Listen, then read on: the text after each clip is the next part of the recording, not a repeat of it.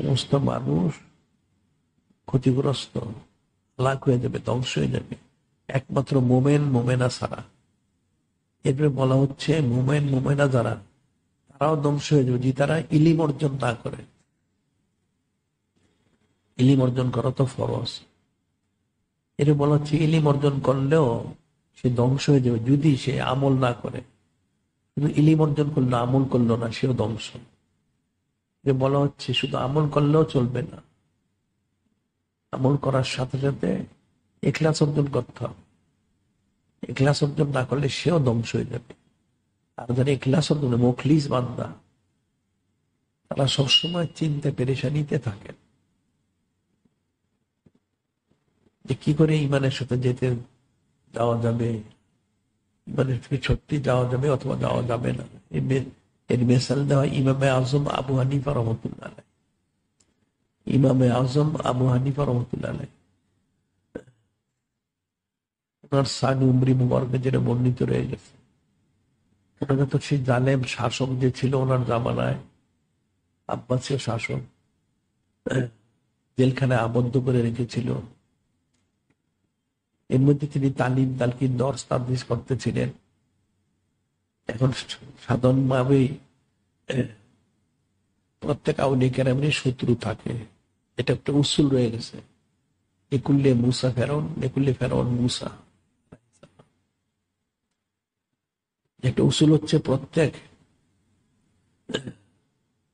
ফেরাউনকে হেদায়েত করার জন্য একজন মুসা কালিমুল্লাহ আলাইহিস সালাম পাঠিয়েছেন, আর প্রত্যেক মুসা কালিমুল্লাহ সালামের বিরুদ্ধে একটা ফেরাউন থাকতো। অর্থাৎ একজন হাদি হলে হাদির বিরুদ্ধে একটা শয়তান থাকবে।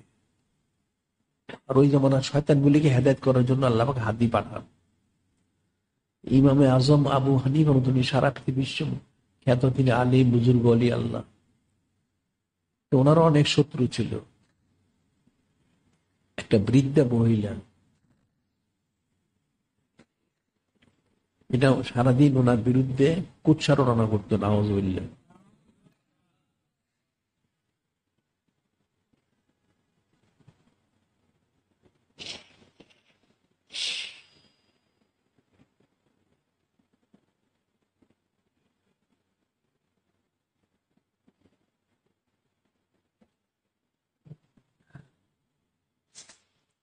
সারাদিন ওনার বিরুদ্ধে সে কুৎসারণা করত, মিথ্যা অপবাদ,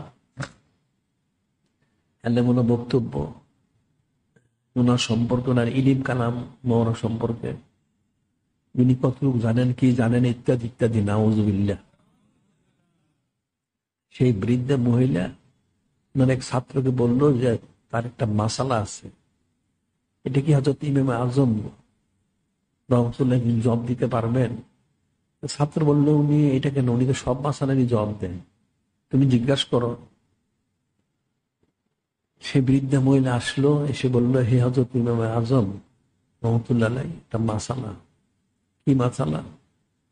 সে একটা ছাগল নিয়ে আসছে সাথে। এই ছাগলের থোতার মধ্যে কিছু পশম আছে, সেই পশমগুলি কি উত্তম, না আপনার যে দাড়ি মুবারক সেটা উত্তম? এখন মাসালাটা সহজ আবার কঠিন। মানুষ তো আশরাফুল মখলুকাত, মানুষের দাড়ি অবশ্যই শ্রেষ্ঠ হবে, একদম বুজুর্গ অলি আল্লাহ, ওনার তো অবশ্যই শ্রেষ্ঠ হবে। এরপরেও তিনি যেহেতু মুখলিস চিন্তার মধ্যে ছিলেন, তিনি বললেন ঠিক আছে, তোমার মাসালার জবাব আমি দিব, এখন আজকে 3 দিন পরে। এটা দিয়ে ওনার বুজুর্গি জাহির হয়ে গেছে। 3 দিন পরে, ঠিক আছে। তিনি যখন বলে দিলেন, তখন সে বৃদ্ধা মহিলাটা বাইরে গিয়ে রটনা করতে থাকলো যে তোমাদের ইমামে আজম রহমতুল্লাহ তিনি এই মাসালার জবাব দিতে পারেননি, নাউজুবিল্লাহ। লোকজন বলল কেন, তিনি তো বলেছেন 3 দিন পরে জবাব দিবেন। ঠিক আছে, সে কিন্তু মিথ্যা প্রমাণটা করতেই থাকলো, নাউজুবিল্লাহ। সত্যি 3 দিন পরে হযরত ইমামে আজম আবু হানিফা তিনি মেসালি সাম্য প্রকাশ করেন, তিনি সাদাতি সাম্য প্রকাশ করেছেন। ওনাকে সে আব্বাসীয় শাসক জালেমগুলি জেলখানায় বিষের দ্বারা শহীদ করে, নাউজুবিল্লাহ। যখন তিনি মেসালি সামনে প্রকাশ করলেন। ওনাকে গোসল করিয়ে যখন খাটে করে ওনার সেই কবরস্থান দিকে নিয়ে যাওয়া হচ্ছিল, কেউ রাস্তার মাথায় যখন ওনার খাটিয়ে মোবারক পৌঁছেছে, তখন সে বৃদ্ধা মহিলা সেখান থেকে দাঁড়িয়ে বলতেছিল, এলোমেলো বক্তব্য দিচ্ছিল এবং ওনার শান মোবারক খেলা বলতেছিল যে তিনি 3 দিন পরে জবাব দিবেন, তিনি মাসালার জবাব দেওয়ার ভয়ে মারা গেছেন, নাউজুবিল্লাহ। ঠিক সেই মুহূর্তে ইমাম আজম আবু হানিফা তিনি সে খাটিয়া থেকে মাথা উত্তোলন করে বললেন, হে বৃদ্ধা মহিলা, তোমার মাসালার জব শুনে রাখো। আমি এই জন্য বলেছিলাম 3 দিন পরে, আমি 3 দিন পরে ইন্তেকাল করব, আমি কি ইমানের সাথে যেতে পারবো না পারবো না সে চিন্তিত ছিলাম। এখন আমি যেহেতু ইমানের সাথে ইন্তেকাল করতে, কাজে তুমি জেনে রাখো আমার দাড়ি মোবারক তোমার ছাগলের থোতার পশম থেকে 1,00,000 কোটি গুণ বেশি সম্মানিত, ফজিলত প্রাপ্ত। সুবহানাল্লাহ। তিনি এটা বলে দিলেন। এই যে বিষয়টা, তিনি 2 জন কামেল শায়েখ বায়ান করেছেন, আহলে বাইত ইমাম, ইমামুল খামিস মিন আহলে বাইত রাসূলিল্লাহ সাল্লাল্লাহু আলাইহি ওয়াসাল্লাম, ইমাম সাদিস মিন আহলে বাইত রাসূলিল্লাহ সাল্লাল্লাহু আলাইহি ওয়াসাল্লাম। ওনাদের 2 জন কাছে বায়াত গ্রহণ করেছেন। তিনি ইমাম সাদিস মিন আহলে বাইত রাসূল, ওনার সুবত মনে 2 বছর থেকে তিনি তাকমিলে পৌঁছেছেন। সুবহানাল্লাহ সাল্লাল্লাহু। যার কারণ ওনার পক্ষে এইভাবে ইন্তেকাল করার পরেও খাটিয়ার মধ্যে থেকে জিন্দা হয়ে মাথা উত্তোলন করে তিনি তার মাসালের জবটা দিয়ে দিলেন। সুবহানাল্লাহ।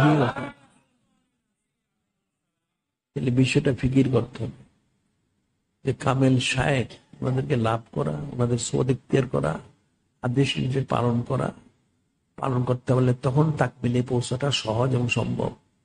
তিনি ইমাম সাদিস আলাইহিস সালাম ওনার সোয়াদ ইখতিয়ার করে এই তাকমিলে পৌঁছেছে, যার ফলশ্রুতি ওনার পক্ষে এভাবে জব দেওয়াটা সহজ এবং সম্ভব হয়েছে। সুবহানাল্লাহ।